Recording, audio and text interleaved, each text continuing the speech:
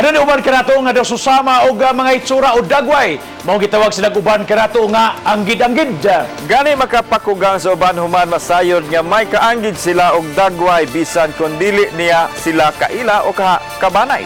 Usa niini kining pipila ka mga tao nga may kaanggid nga mga artista o kaha mga iladong mga personalidad. Kung kinsa sila ato kining sayran, pinaagi ni ining report. Nasinati na tingali kini sa uban nga masaypan gayud tungod kay adunay duol-duol og hitsura sa laing tao. Dili man sa ingon nga kapareho gayud, apan may mga features lang sa naw nga medyo magkapareha.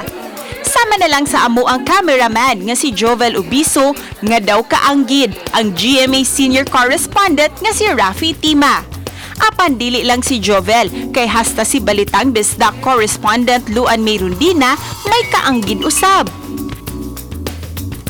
Samtang artistahin usab kining usa kay ang iyang kaanggid mao si GMA Kapuso artist Rita Daniela.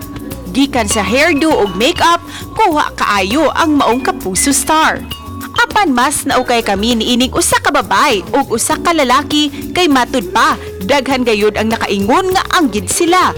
Wa sila magkaila ug dili usab kabanay, apan halos tanang feature sa ilang naog pagkapareha.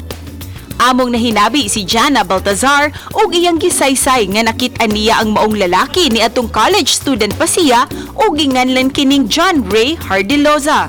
Nya gisungog-sungog pagay mi ato sa una pero marag okay bitaw niya. Kadugayan kay naka-realize ko nga bitaw no murag medyo na asay similarities ana. Matud ni Jana, daghan gayud ang nagtuo nga igsuon sila. Apan kun ang iyang subayon ang iyang kaliwatan, layo ra kuno kaayo kini sa tinuod. Gani, nakuryoso gayud si Jana hangtod karon ug ganahan siyang magkita sila pagbalik ni Hardiloza. Curious guro ana murag feel ako. Unsa nakainaong niya ron ana ba magmakahuna-huna sa ila. Curious lang. Uban ni Lian Sinkulan ug Jovel Ubiso sa Silkyboard Castro, Balitang Bisdak.